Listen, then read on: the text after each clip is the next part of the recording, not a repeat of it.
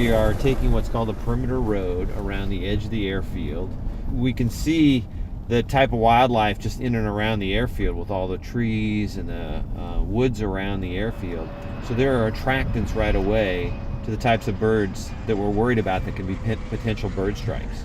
So these traps and the situations that we do with our Raptor relocation program are the ways that we try and mitigate that to eliminate the number of birds that could potentially strike an aircraft and create damage.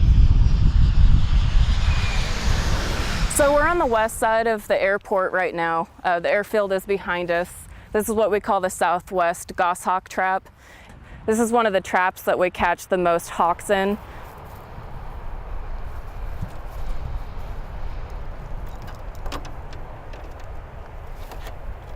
One of the things that I focus on is the Raptor strike avoidance program. The big component of the program is to trap and relocate hawks that might otherwise get struck by airplanes at the airport. Bring them out tail first so that you can keep the feathers all undamaged. Tuck him under your arm like this. Now he's secure, can't open his wings. He feels a bit safer. They just haven't evolved with planes. There's no way that we can really teach them to avoid planes. It's not in their capabilities to understand how fast a plane is moving. So even if they detect a plane, by the time they detect it, it's already where they are. This adorable little creature is called a field vole, V-O-L-E, and they're everywhere. They're very common. Most people don't get to see them, but they live out in open fields. And of course, that's what attracts red-tailed hawks, is they know that these guys live in the field, so whenever they see an open field, they come in to hunt. And of course, SEATAC's one of the biggest open fields in King County, and so that's why the hawks are here.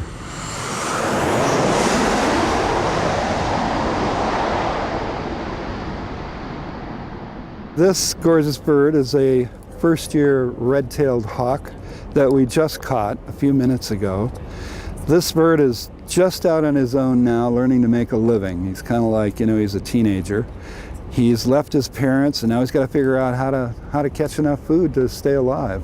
So he's come here to SEATAC to hunt these open fields, and of course, he's very, very naive about aircraft. And this bird, above all, we do not want around a jet aircraft because they don't understand that they're a danger. The red-tails have this really neat thing. They have twice the number of neck vertebrae that we do, and so as a result of that, they're very, very much into holding their head still, almost like a gyro, as you can see like this. This is an adaptation for hunting while they're flying.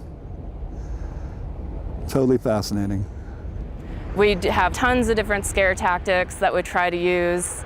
We have pyrotechnic launchers. We have lots of other scare devices that are either visual or auditory that we try to use to scare off wildlife. They'd get desensitized to all of that. So ultimately, one of the best things to do is to try to translocate what we can. Okay. I'll let you close it up. There we go. So now that they've arrived at the airport, it's time for them to get on their shuttle bus up north to their final destination, which is up in Skagit County. So we'll take them over to the Bell Air Charter. They come almost every 2 hours. We have a great arrangement with them. They'll take our birds up there at no cost to the program. So they're really the ones that have allowed us to operate 365 days a year. So we always have a way to get birds up north.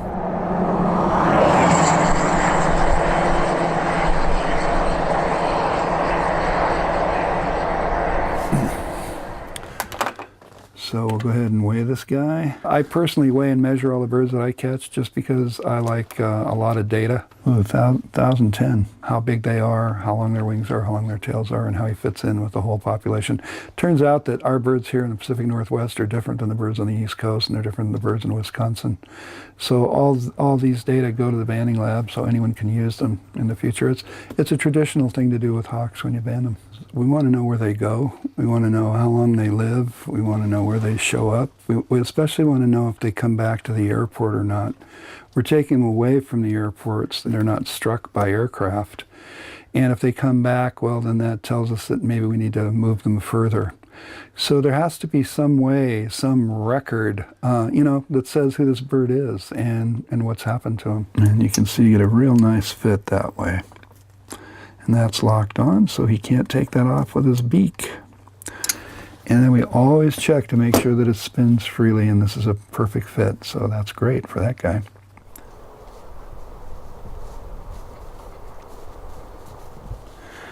Okay, pal. Let's let you free up here where it's safe for you. The hood comes off and they're fascinated to see what goes on, and then they notice that you don't kill them. And I think that they understand that right away, although he's interested in your camera for sure. We've had him go as far south as Sacramento and as far north as Nanaimo on Vancouver Island. So there's no telling, really. They'll wander for their first year, actually probably more like 2 or 3, and then they'll become sexually mature, find a mate and settle down somewhere, and they'll spend the rest of their life there for the most part. And it's always a thrill to see them in summer, when they're 3, 4, or 5 years old, knowing that they've made it up here and haven't come back to the airport. I think that's one of the greatest thrills, actually. This is a good spot for them, isn't it? It is. That's why we let them go here. It's perfect for red-tailed hawks. Okay, here we go. On 3, okay? And 1, and 2, and 3, and have a good life, okay? Take off. Birds of prey are an elemental part of our lives, and I hope everybody learns to enjoy them because they're endlessly fascinating. I mean, they've attracted me. I've been busy working with them my whole life, and I still learn about them every time I see them. I always learn something new about these birds. So I hope that people can learn to enjoy them as much as I do because they're a great gift to us.